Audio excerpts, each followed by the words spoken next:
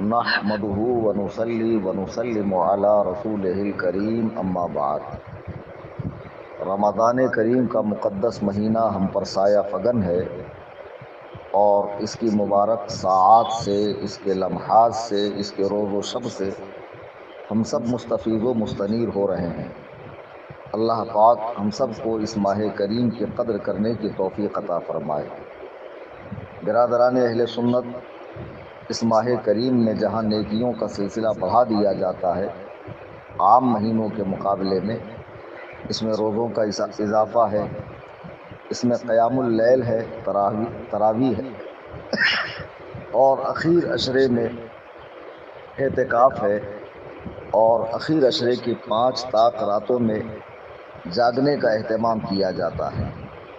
تو جب عبادات کا سلسلہ بڑھایا گیا تو نیکیوں پہ اجر بھی بڑھا دیا جاتا ہے، 1 کا 70 اللہ پاک عطا فرماتا ہے۔ میں گزارش کروں گا کہ اس ماہ کریم میں سنی بھائی اپنی قضا نمازیں جلد سے جلد اپنے ذمہ سے اتاریں، خوب تلاوتوں کا اہتمام کریں، روزہ رکھیں اور اس کی راتوں میں جاگ کر رب کو راضی کریں۔ اس ماہ کریم کی جب آمد ہوتی ہے، ہر طرف چہل پہل ہوتی ہے، نور کا ماحول بن جاتا ہے اور مسلمان وہ نعمتیں کھاتا ہے جو عام مہینوں میں اسے کھانا تک نصیب نہیں ہوتی، اور ایسا امیر و غریب سب کے ساتھ ہوتا ہے۔ اور اس ماہ کریم کی آمد پر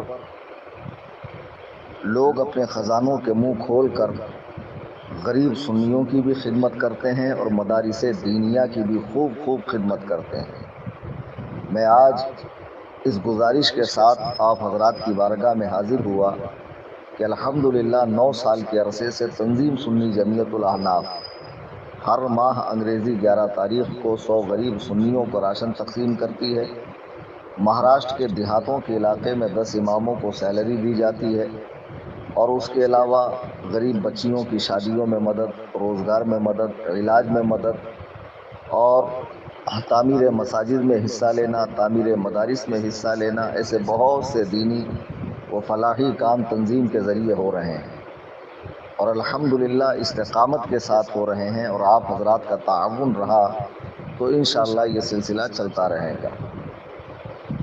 میں نے اور ہماری ٹیم کے لوگوں نے ایک بڑا نیک کام سوچا ہے کہ ممبئی کے مضافات میں ایک بڑی سی جگہ لے کر ایک عالی شان عمارت مدرسے کی بنائی جائے، جس میں مسجد بھی ہو، خانقاہ بھی ہو، لائبریری بھی ہو، مہمان خانہ بھی ہو، طلباء کے رکنے کا انتظام بھی ہو، اور اساتذہ کے لیے بھی اس کے اندر کمرے ہوں۔ اب لوگ کہیں گے کہ ہندوستان میں اتنے مدرسے ہیں، پھر ایک مدرسے کی اور کیا ضرورت ہے؟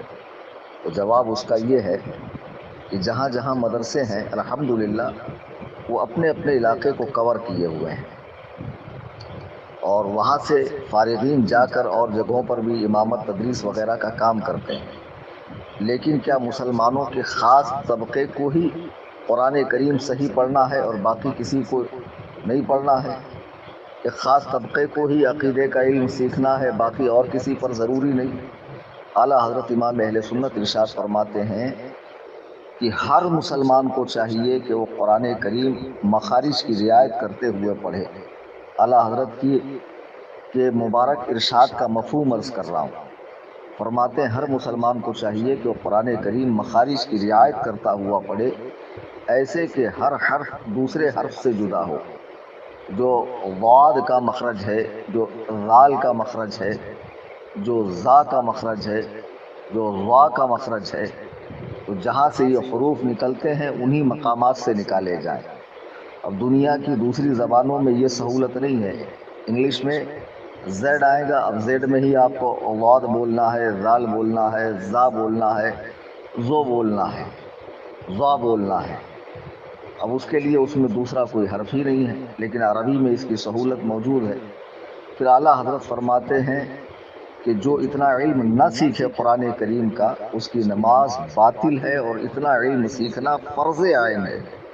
تو میں چاہتا ہوں کہ جو ادارہ ہمارا قائم ہو، اس میں محلے کے بچے، قرب و جوار کے بچے، کالج کے اسٹوڈنٹ بھی آئے، 6-7 ماہ کا کورس کریں، جس میں ان کی نماز صحیح ہو، پاکی ناپاکی کے مسائل کا علم ہو، اور خاص طور سے ان کا قرآن کریم صحیح ہو اور ان کو عقیدے کا علم ہو، کیونکہ آپ جانتے ہیں کہ بے دینیت، لا مذہبیت، الحاد بہت زور سے پھیل رہا ہے۔ دیوبندیت، نجدیت، سلفیت اور شیعت اور رافضیت و تفضیلیت کی آندھیاں چل رہی ہے اور لوگ اس کے زد میں آ رہے ہیں۔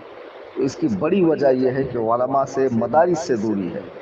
ہم نے سمجھ رکھا ہے کہ مدرسہ خاص قسم کے لوگوں کے لیے ہوتا ہے جو وہاں جا کر کورس کرتے ہیں۔ یقیناً مدرسہ اس کے لیے بھی ہے کہ جو مدرسہ ہم بنائیں گے اس میں بھی دور و دراز سے طلباء آ کر قیام کریں گے، اور اس سے فارغ ہونے والا حافظ اتنا ٹھوس حافظ ہوگا کہ انشاءاللہ ایک ہی نشست میں پورا قرآن کریم سنا سکتا ہے۔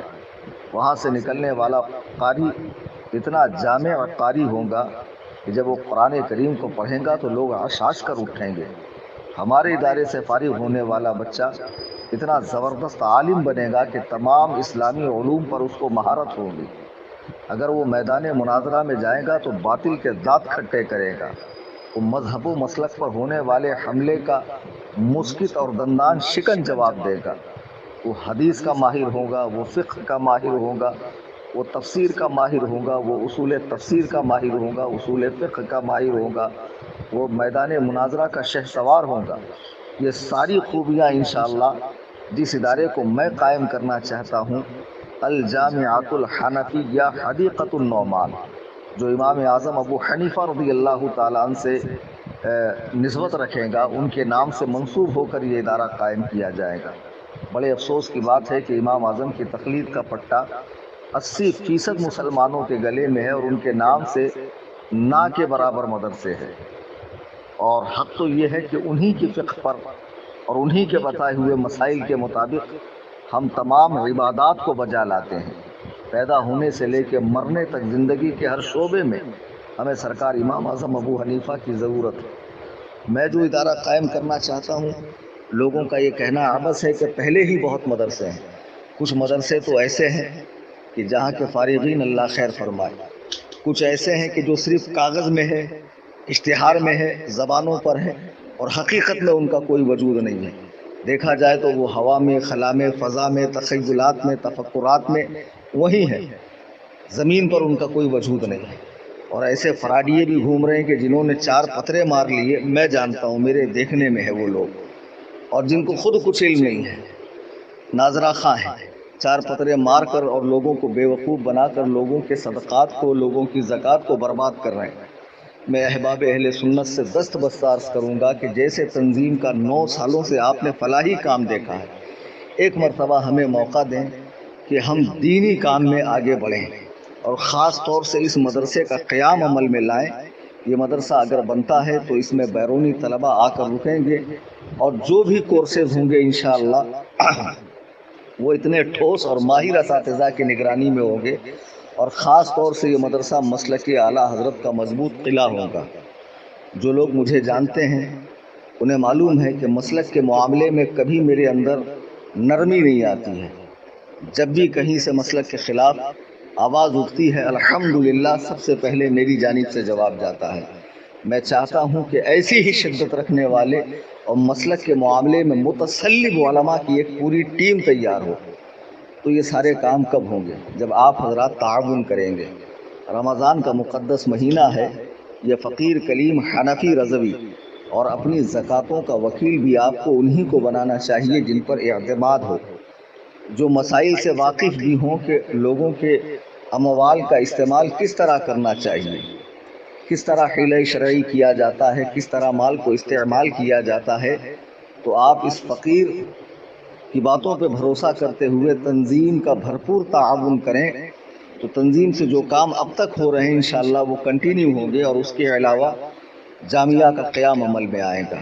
میں کہیں کرائے کا روم لے کر اگر مدرسہ چالو بھی کروں تو پھر بمبئی میں 11 مہینے بعد جگہ چینج کرو، تو یہ مدرسے کے حق میں مناسب نہیں ہے۔ سلم ایریا میں لوں تو اللیگل جگہ ہوتی ہے، پھر بعد میں ڈیمولش کا مسئلہ آ جاتا ہے۔ تو ممبئی کے مضافات میں کوئی ایسی جگہ جو باقاعدہ خریدی جس کی ہو سکے، وہاں مدرسہ قائم ہو، اور مدرسہ پھلے پھولے چلے، وہاں کے فارغین دنیا کے کونے کونے میں جا کر مذہب و مسلک کا کام کریں، اور ایمان و عقیدے کے معاملے میں، مسلک کے معاملے میں ٹھوس ہو، متشدد ہو، جی ہاں ان کے اندر تشدد ہو، ایسی ٹیم تیار کرنی ہے۔ تو میں گزارش کروں گا کہ آپ رمضان کریم میں اپنی زکوٰۃ، اپنے صدقات، اپنے عطیات، اپنے قضا قربانی جو آپ کے ذمہ ہوں، کفارے ذمہ ہو، کفارے کی رقم، فدیے کی رقم، یا بخوشی جو آپ نذرانہ دینا چاہیں تنظیم میں دیں۔ ایام نحر میں، عید الاضحیٰ کے موقع پر آپ تنظیم میں قربانی، حصے والی قربانی میں حصہ لیں۔ یہ ساری تفصیل جاننے کے لیے رقم کیسے بھیجنی ہے، تنظیم کے ذریعے مزید کیا کیا کام ہونے والے ہیں، تنظیم نے ماضی میں کیا کام کیے ہیں، ماضی بعید میں، ماضی قریب میں، یہ سب جاننے کے لیے آپ میرے نمبر پہ واٹس اپ کریں 9820672770 9820672770۔ اپنی دینی ذمہ داری سمجھتے ہوئے میری ان گزارشات کو آپ گروپس میں ڈالیں، سوشل میڈیا پہ پھیلائیں، یوٹیوب کے چینل پہ ڈالیں، لیکن خدارہ میری تصویر لگا کر نہ ڈالیں، میں تصویر کا سخت مخالف ہوں۔ آپ آڈیو کو ویڈیو میں کنورٹ کریں اور پھر اس کو اپلوڈ کریں، اور پرسنلی آپ اپنے دوست احباب کو بھیجیں تاکہ وہ بھی اسے سنیں اور آپ ذریعہ بنے۔ اللہ کے حبیب علیہ السلام ارشاد فرماتے ہیں کہ صدقہ 70 ہاتھوں سے گزرنے کے بعد بھی کسی کے ثواب میں کمی نہیں کرتا، یعنی جتنا دینے والے کو ثواب ملا اتنا ہی جس کو دیا گیا اور جو لوگ اس دینے کا ذریعہ بنے ان سب کے ثواب میں کمی نہیں آتی ہے۔ تو اللہ تعالیٰ غفور الرحیم ہے، کریم ہے، مہربان ہے، اپنے بندوں کو خوب عطا فرماتا ہے۔ رمضان کریم میں خوب دل کھول کے تنظیم کا تعاون کرے۔ اللہ آپ کا حامی و ناصر ہو۔ خدا حافظ، فی امان اللہ۔